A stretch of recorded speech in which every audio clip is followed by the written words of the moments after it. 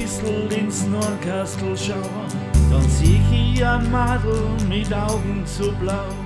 Ein Blau, das lass ich mit gar nix anderem vergleichen. Sie war in der Schule der erklärte Schwarm, von mir und vor all meine Freunde. Doch dann, am letzten Schultag, da stellte das Leben seine Weichen. Wir haben uns sofort aus die Augen verloren. Ich hab mich oft gefragt, was ist aus ihr geworden?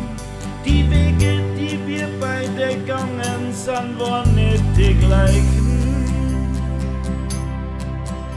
Und vorgestern sitzt sie in einem Lokal. Ich schau in zwei Augen und weiß auf einmal, es ist dieses Blau, das lass ich mit gar nichts vergleichen. Du entschuldige, ich kenn mich, bist du nicht die Kleine, die ich schon als Bub gern gehabt hab, die mit 13 schon kokett war, mehr als was erlaubt war und die enge Jeans angehabt hat. Ich hab nächtelang nicht geschlafen, nur weil du im Schulhof einmal mit die Augen zwinkert hast. Komm, wir streichen 15 Jahre, holen jetzt alles nach, als ob dazwischen einfach nichts war.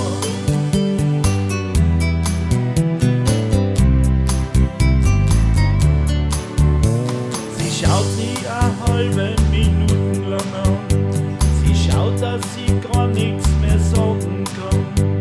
Ich sitz wie gelähmt gegenüber und kann's gar nicht fassen.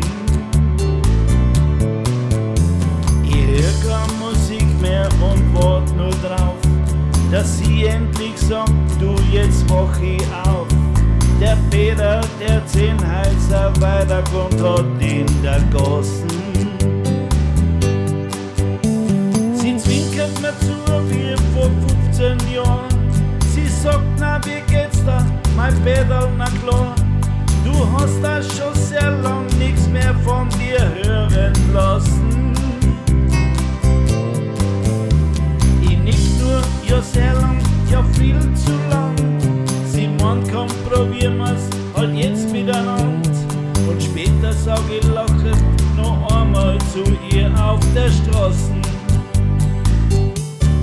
Du entschuldige, ich kenn dich, bist du nicht die Kleine, die ich schon als Bub gern gehabt hab, die mit 13 schon kokett war, mehr als was erlaubt war und die enge Jeans angehabt hat. Ich hab nächtelang nicht geschlafen, nur weil du im Schulhof einmal mit die Augen zwinkert hast. Komm, wir streichen 15 Jahre, holen jetzt alles nach, als ob dazwischen einfach nichts war.